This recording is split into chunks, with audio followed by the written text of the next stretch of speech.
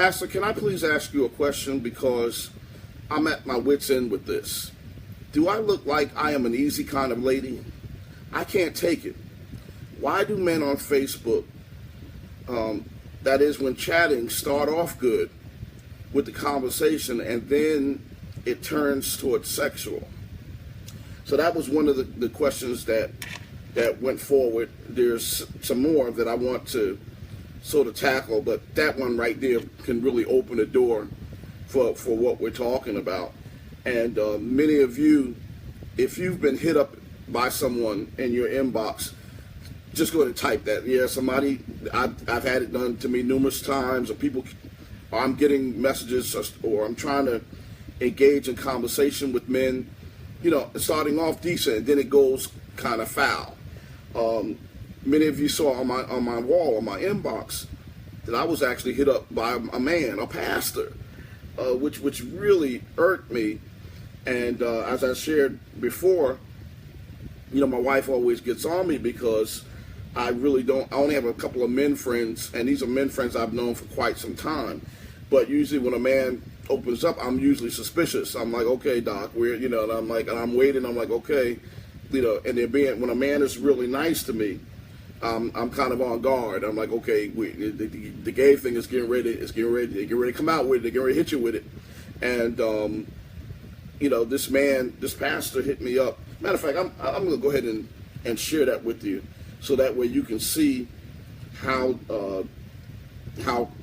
prevalent this demonic spirit is about. And I'm going to tell you some of the reasons why we get hit up in our inboxes and why these spirits are running rapid. Many of you already know, but there's some extra, maybe some other things that we may be able to uncover tonight that you may not be aware of as to the reason why. So, you know, we're going to do this tonight, and we're going to expose the enemy for who he is, and we're going to be on guard, and we're going to deal with this. You know, it's amazing how, you know, this is kind of the stuff that we need to be dealing with in our churches. We need to find, sometimes that stuff is, of course, we may not be able to deal with it totally on Sunday morning, but we need to somehow address this kind of behavior, and so that way we can stand on guard. And all right, here we go. Yeah, here we go. All right, here we go. I'm going to share my situation with you. All right, now this is a famous, well-known pastor, and it's by the grace of God. I'm not going to call it the guy's name, but he's a famous, well-known pastor. Several of my friends are friends with him on Facebook. He has a huge church. He has a doctorate degree. He's a Q dog. He's, you know, well, I'm letting let you. Anyway, I turned on my chat, my Facebook chat. I turned it off years ago. Once I really started, people started to get to know me. Once I reached 5,000 friends and, you know, several thousand followers, I turned it off because because you get hit up all the time. You never get on Facebook to do what you need to do. So I said, let me turn it off. So then I kind of was going through my inbox, and I realized that there were a lot of people trying to reach me who needed prayer and needed different things. So I said, okay, I'm gonna go ahead and open up my inbox. So I'm working. I think I was working on something. It was Saturday. When was this? Yeah, Saturday. Saturday at 2:47 a.m. This famous, well-known preacher. If you go to any of his YouTube videos, you're not going to go because I'm not going to tell you who he is. He's got tens of thousands of views on all of his preaching sermons. The church is huge. I mean, this guy is huge. He said, he wrote, "It's been a minute." So, you know, I'm like, okay, I'm looking, because I don't remember him. I've got so many people, friends.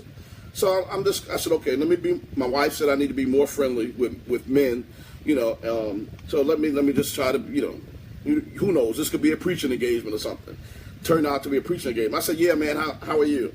He said, awesome. Was up for my second win. Saw your pic. Thought I'd wake you up, LOL.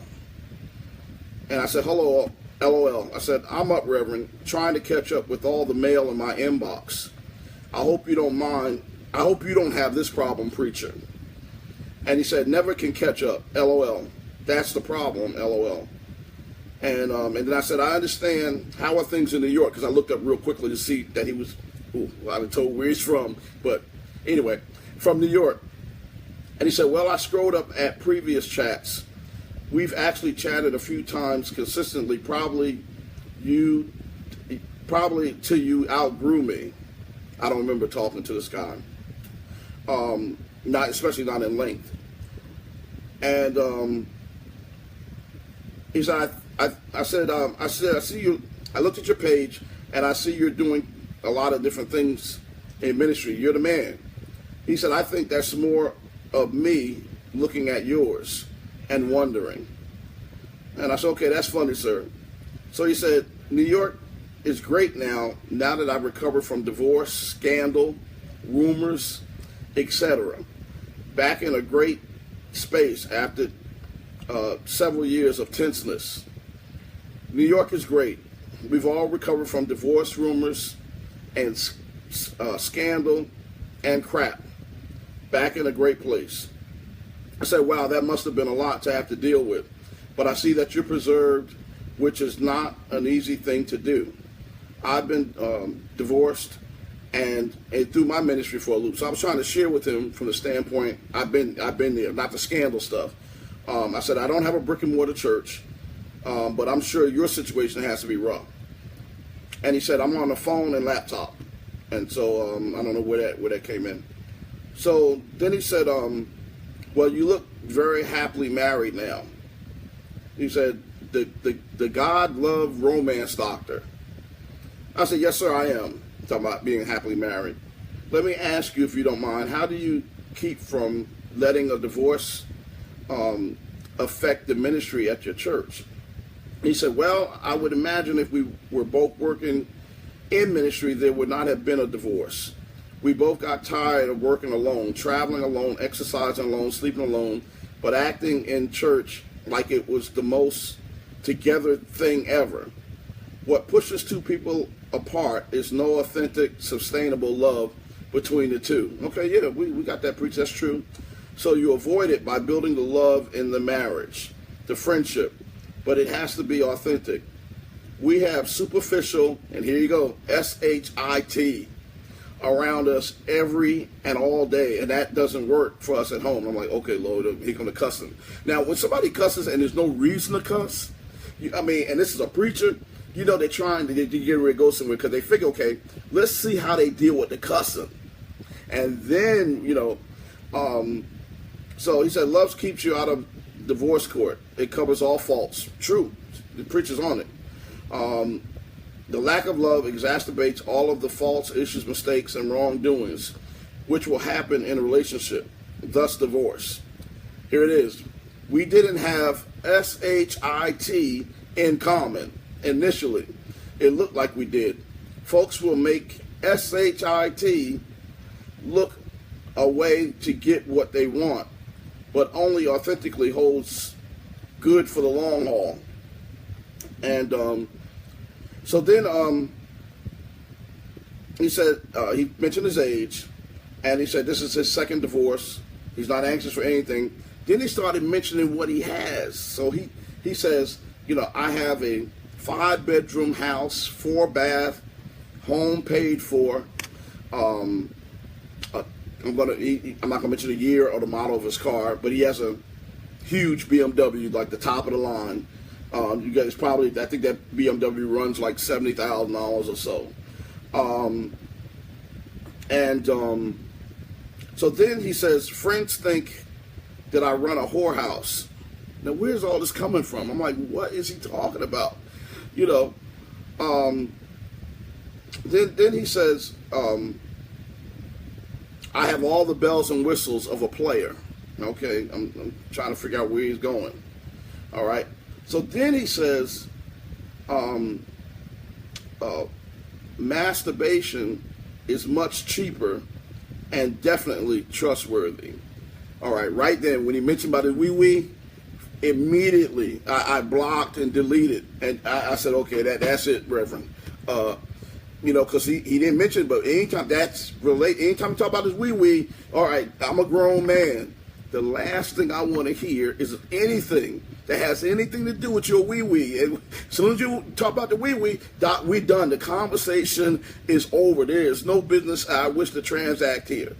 And I was so distraught about this. I hit up another preacher friend of mine who preaches he's a pastor of a huge church, and we both share this nut as a friend. And so I asked him, I said, do you know so-and-so? He said, yeah, I know him. He said, and I told him what happened. He said, well, he's never said anything to me. He said, man, he's a well-respected guy. And he said, I'm kind of surprised. He said, man, I've had somebody hit me up in town. And I'm getting ready to get to the women. I'm getting ready to go to y'all, so just be patient. I want you to see how this spirit works, and that you're not the only ones that's being hit on. So my friend preacher said, man, I had a guy, we talking, he asked me how I'm doing everything. And then he said, then the guy said, man, why don't you come over sometime so we can chill? And my pastor friend said, what you say? Asked him again, what did you say? He said, well, I want you to come on over, why don't you come on over to hang out so we can chill? He said, Doc, I'm a grown man. I'm not chilling, and he knew what that meant. I spoke to my married son, my wife's son, who's, just got graduated out of high school and is in his first year of college. And he said when people mention about chilling, that means sex. If somebody says, I want to come over and chill, 9 times out of 10, he said, that's how the young people talk to each other. So, of course, my pastor friend told that guy off and changed up everything. But let's talk about this. Men are operating off their lusts, which clouds their minds. Since that lustful spirit is in operation, this spirit speaks for them. And the spirit is so overwhelming that it makes them bold, so they say anything to you. Now, let me tell you, when I tell you, I have 100% record of staunch heterosexuality. There's nothing in my spirit ever that has ever attracted me to a man. Matter of fact, if I'm on a train or I'm on a bus, I used to commute back and forth from Jersey to New York, I'd be angry when a man sat next to me, in the seat. I just, if you get a massage, I've seen that on Jerry Seinfeld where George was getting a massage and Jerry was getting a massage, and Jerry had the woman, and they gave George a man to, George was just messed up. I don't want no man massage. I don't want no man putting his hands on me. So there's no spirit, no hidden spirit, none of that kind of stuff for them to find. So I had to say to my friend earlier, the young lady who sent me this, when she said, do I look easy?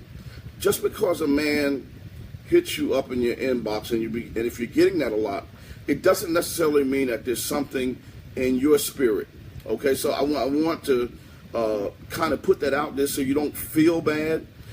This is, and I'm gonna give you an analogy that's going to help you. Again, if those of you that are just coming on, please share this with somebody. Let them know that we're on live and that we're going to be talking about this. Put their name in the feed. Anything that's going to get them to come to this live session so they can check this out live. But I'm going to give you an analogy that's going to help you with that too. But also, a lot of our men are not mature spiritually. And because they're not mature spiritually, you ever give a child a piece of gum and you want them to be quiet and you just give them a piece of gum and what they do is they chew it until the flavor goes out and they immediately spit it and throw it on the floor and then they want another piece. A lot of our men are in the same position. They just want a new piece of gum. Once the flavor runs out, they're not willing to work with it. They're not willing to preserve anything. They immediately throw whatever they got on the floor, and they just want a new piece of gum with the flavor in it. And they're running through. I mean, let's look at the monetary aspect of gum. If you went through gum, as soon as the flavor went out, you threw it out, and you got another piece. After a while, first of all, you can't keep up. And that'd be an expensive habit. Because men are doing this, actually, they're exhausting themselves in so many different situations. All right, let me give you something here. This is going to be deep. All right. This is one of the reasons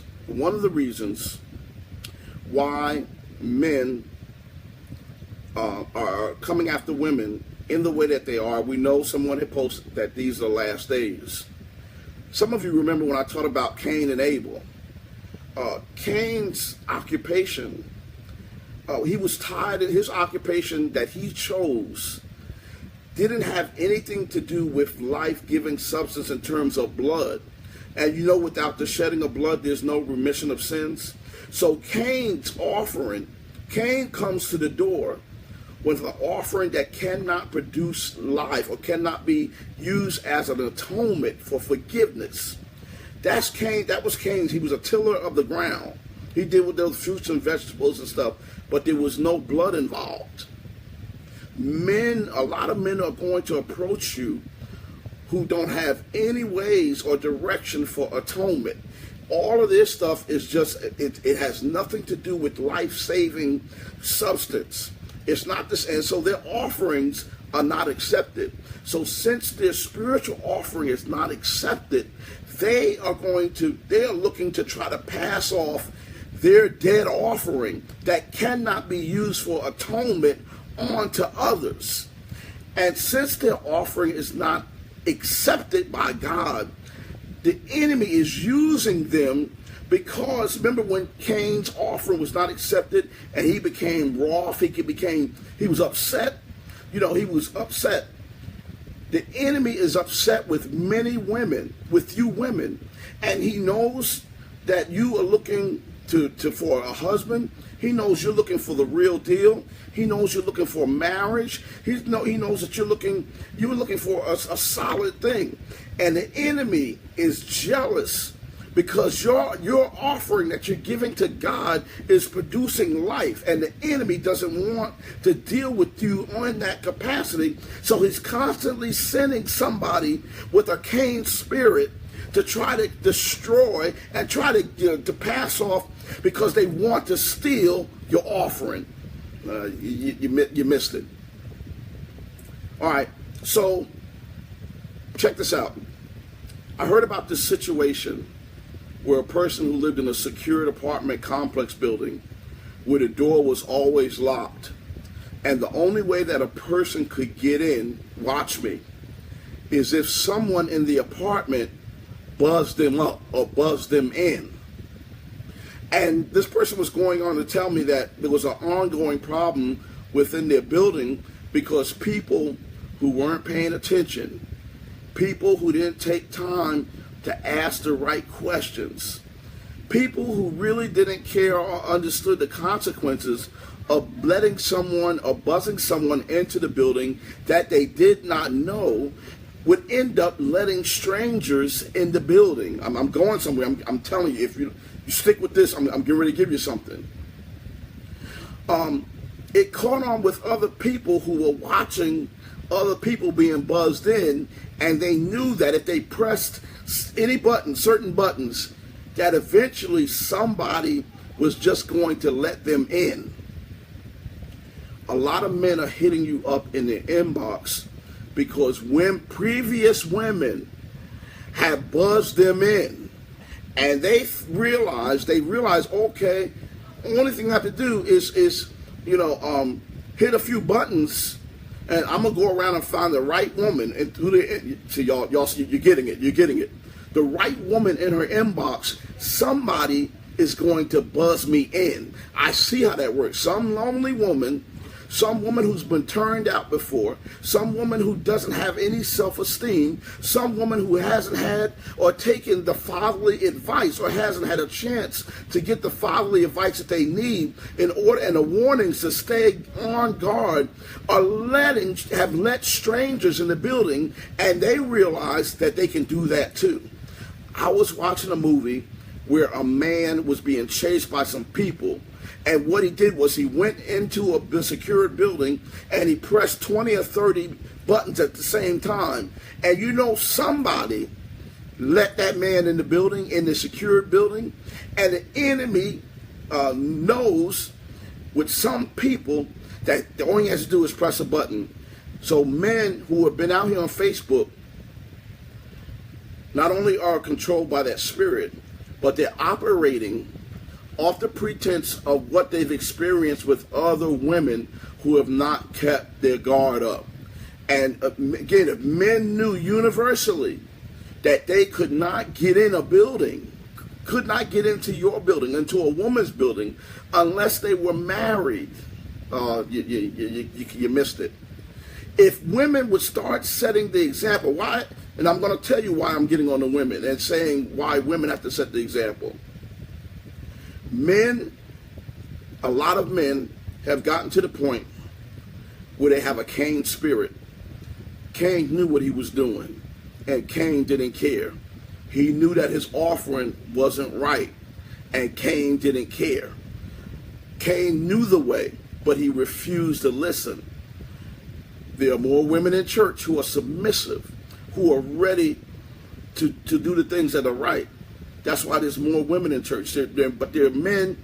Men have a problem with submitting. They have a problem with submitting to spiritual authority. They have a problem with submitting just to authority in general. So you've got to understand that. So men are at a point where they don't want to listen.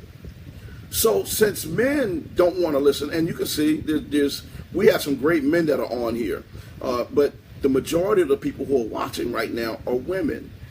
The majority of the people who want to listen and get something are women. The majority of people who are violated are women.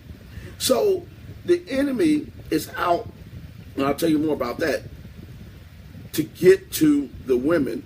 And the reason, again, men are so bold is because a lot of women are not setting the example, a positive example. They realize that if they press 20 or 30 buttons in an apartment building, someone without screening them is going to buzz them in to get your body, to have sex with you. The enemy wants to get in because they're looking for a place to sleep.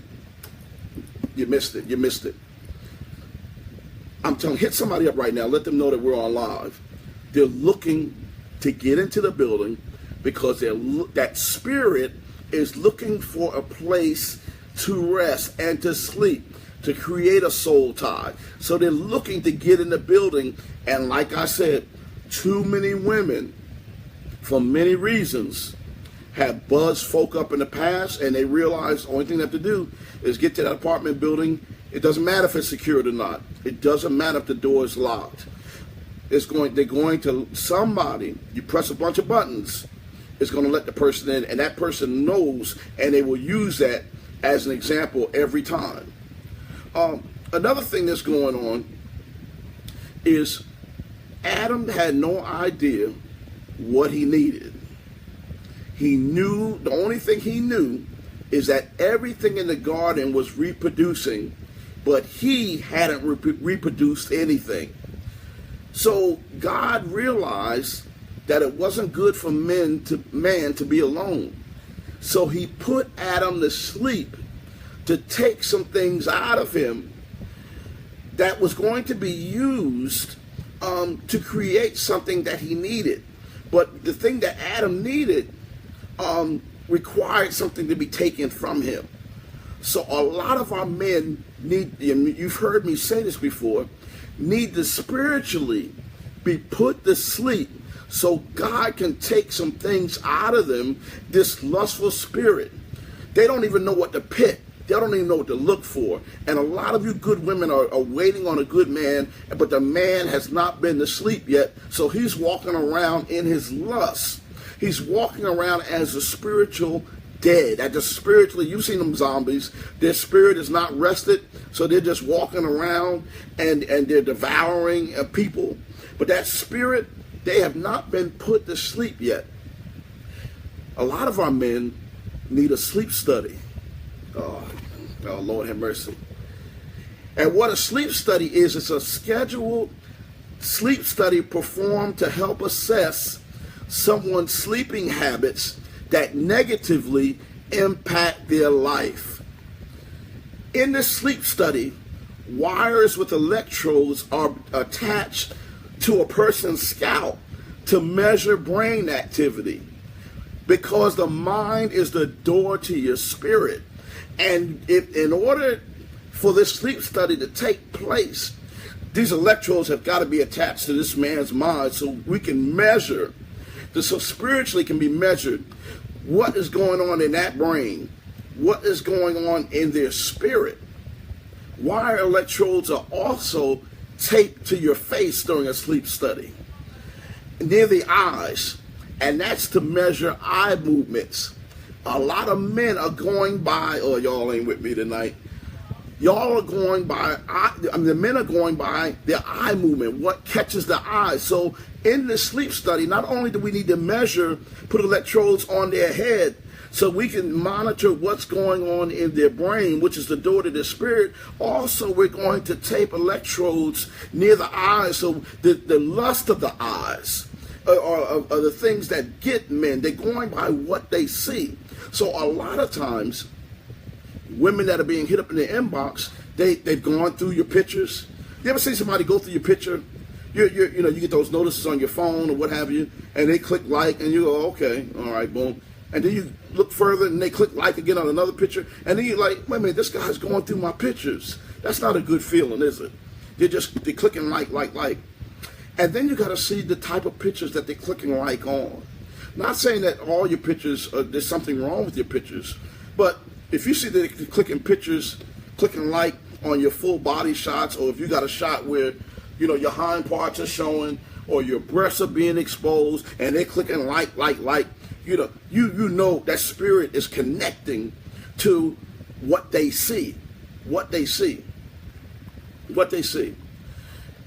What's needed is every year, many of us get a flu vaccination, and it's a way of protection. But just because you get the vaccine doesn't necessarily mean that you already have the flu or that you will get the flu, but it's just a protective measure. So what I'm going to suggest, because I needed to put this in a way so women that have been hit on in your inbox, you're not insulted to the point where you're hard on yourself or you're being hard on yourself. Everybody needs to get this vaccination to protect yourself. And this is what is it? I'm talking about a spiritual vaccination, a covering. You need to ask God, Lord, I need you to protect me. I need you to keep me on guard.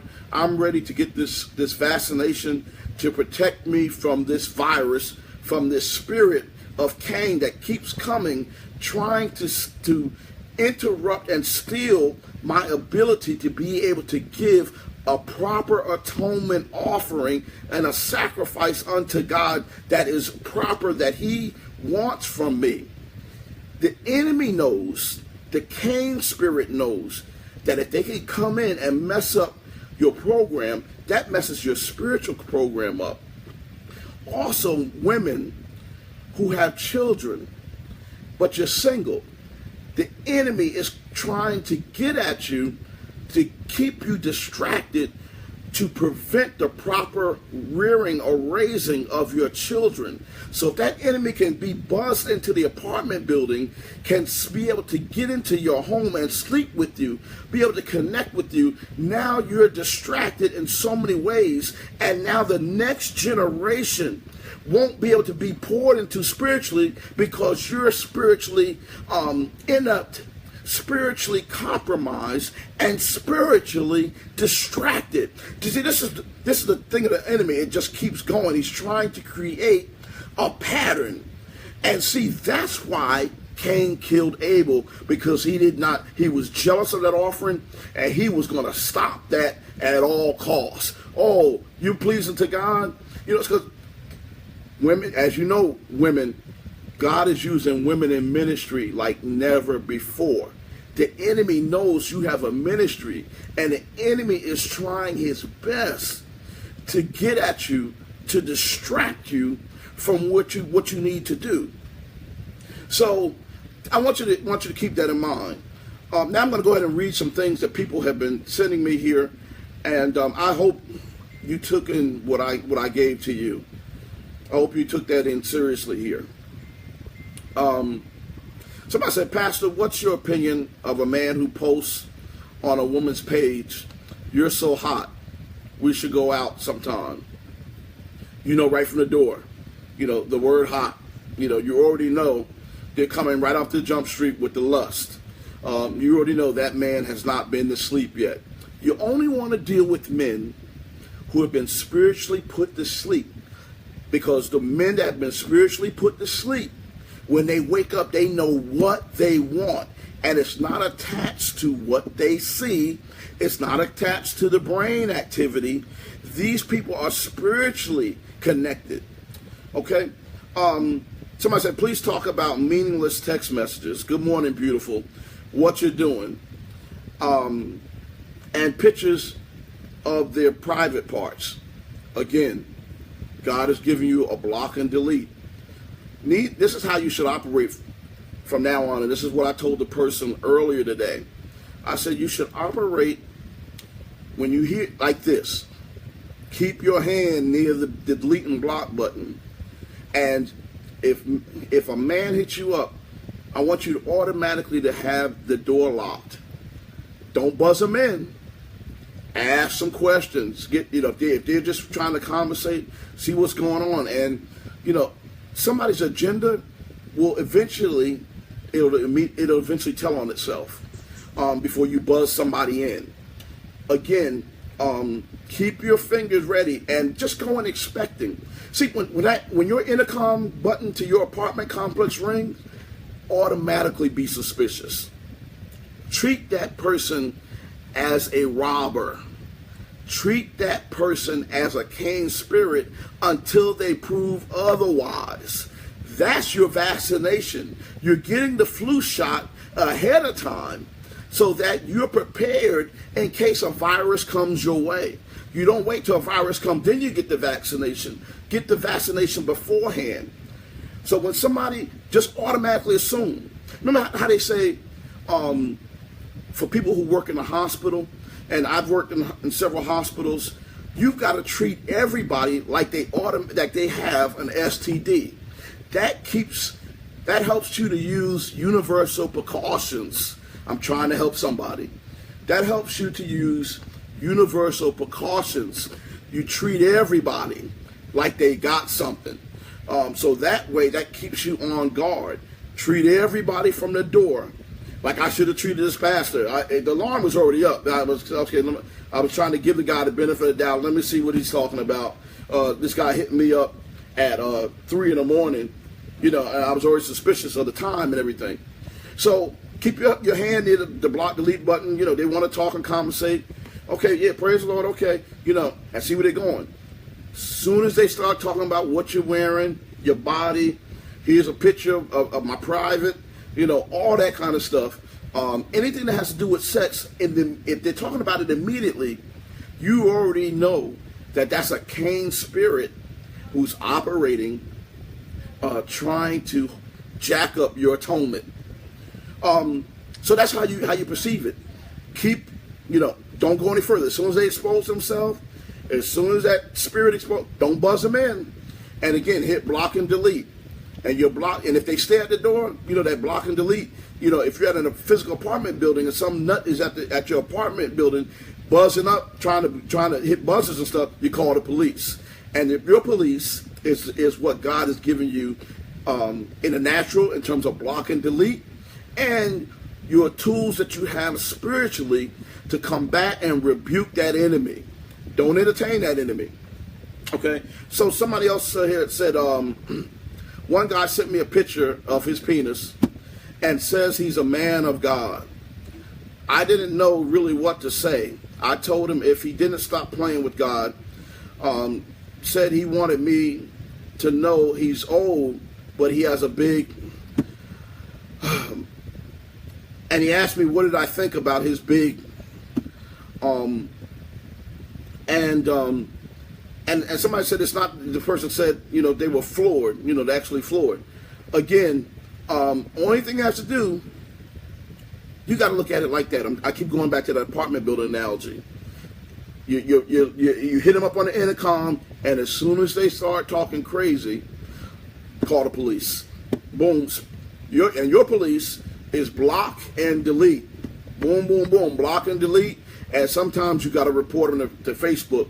And what's crazy is, as I dealt with, you're going to deal with a lot of these preachers who have unresolved sin in their life. They too, even though they have their minister's license, their ordination license, they have an anointing on their life, some of them, and they're married or what have you. Many of them still have not been put to sleep yet spiritually, so they still have these lustful spirits, and they haven't matured spiritually in that area of being lustful. So they're like that child when you give them a piece of gum. The flavor has gone out of their marriage. You give them a new piece of gum. The flavor has gone out. They don't want to work at it. They don't want to keep chewing it, and they spit it out, throw it on the floor, and they're looking to get a new piece of gum. They're looking to get some new flavor. They're going around seeing, again, suing, hitting buttons on their apartment building, seeing who will let them in. And another one of the reasons why they do it, when they try to pick people, most of them, a lot of them are hitting people up in their congregation. Some of them are trying to be a lot smarter than that. They wait to these conferences. They go crazy at these conferences where all the preachers get together. A lot of them are missing from the general session because they at the hotel with some other church woman or some other weak woman or somebody they can get. They've conned to let them in the building. But a lot of them are trying to be careful now, and they're trying not to deal with people in their congregation. Like this pastor from New York hit me up because I'm all the way, across the country, on the other side of the country. So you're going to get preachers who are looking to find women that they can fly out to, hoping that you will buzz them in and let them in, because that spirit wants to connect. That spirit wants to destroy your ability to give an atonement to God. That Cain spirit. And he seeks to kill you and put you in the ground. Just like Cain ended up killing his brother Abel. The other thing I want to mention is I don't want you to feel bad, because sometimes, there are people that end up attracting these kind of spirits because you have spirits that are attracted, that are in you from before. You could be with somebody and they've been cheating, and they bring all those spirits to you. And it may be unbeknownst to you, or you may know that the person's been cheating, and if these spirits are attached, a lot of those spirits attract other spirits. So here they come. And sometimes it's like that. So you have to rebuke, and really bring this stuff to the forefront so God can deal with it. Sometimes it's like that. Sometimes it's not. Again, if men are bothering you, it doesn't necessarily mean that you've got a loose spirit or that you're easy or what have you. You've just got to look at it for what it is. And especially those of you that are trying to live for God, the closer you are to God, the more you're trying to get to God, the more that Cain spirit is, because he's jealous of your offering to God, and he's trying to get in the way to mess up your ability to be able to give the proper atonement. So that spirit is going to come at you, but again, you're going to have to be on guard, and you cannot play with the spirit. It is a spirit. You can't entertain a spirit. You can't correct. And when I say correct that spirit. Many of you say, okay, well, let me hang out. Maybe I can turn them around. And you do not want to mess around with that. Any enemy and a spirit that is on assignment to destroy you, it's not there for you to turn around. You must rebuke. You must block. You must delete. Somebody type that down. You must rebuke. You must block. And you must delete. As soon as that spirit shows up, Cain spirit, okay, boom. Someone said just yesterday, I had a Christian man tell me, I am not in the will of God, because God was opening a door for me to date him, and I said no. Manipulation is not of God, and thank God I stayed in the Word and called it out for what it was. When people are twisting God's Word to try and get to you, it is just not real. My eyes are on Jesus. He has my heart. Someone else says, well, For some reason, they think I have money. They have the nerve to ask for money. That's another thing that they try to do. They want to use you. Women, let me say this, and I'm praying that you're with me, and I'm praying that you get this.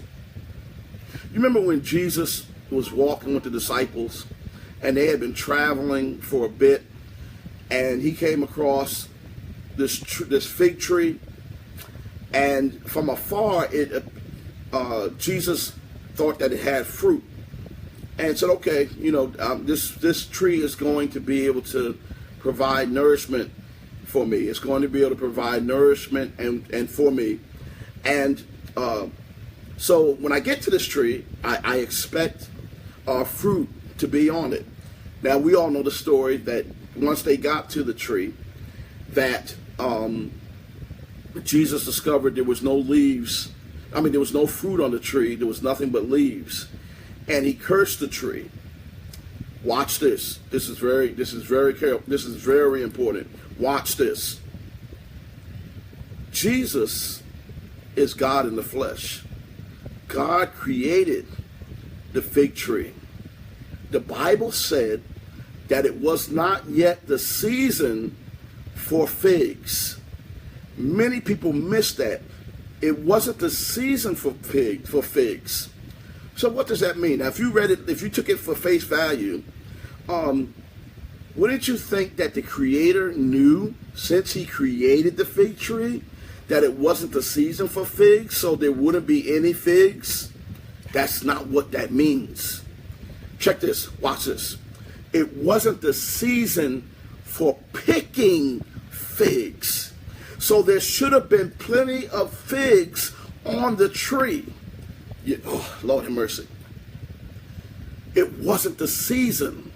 There's a season for when the figs are ripe for them to be picked. So Jesus had expected for there to be the figs on it, for there to be figs on the tree, because it was supposed to be, it wasn't the season that anybody should have picked figs off the tree. So there should have been plenty of figs there, and that's the reason why Jesus cursed the tree. Let me bring it home for the women. The enemy is desiring to pick from you sexually before your time. That's why many of you have been molested. Many of you have been touched. Your uncle, your cousin, your brother, your father, you've been touched. Some next door neighbor, you've been touched and messed with. And even some of these men in your life, you wanted to find love. You wanted love. And these other men that are hitting you up in your inbox, what they're trying to do is take your figs from you. Every time they sleep with you, that belongs to Jesus. It belongs to your husband. But every time you sleep with somebody, you're giving them your figs. So by the time Jesus comes around to use you for ministry, there's nothing but leaves.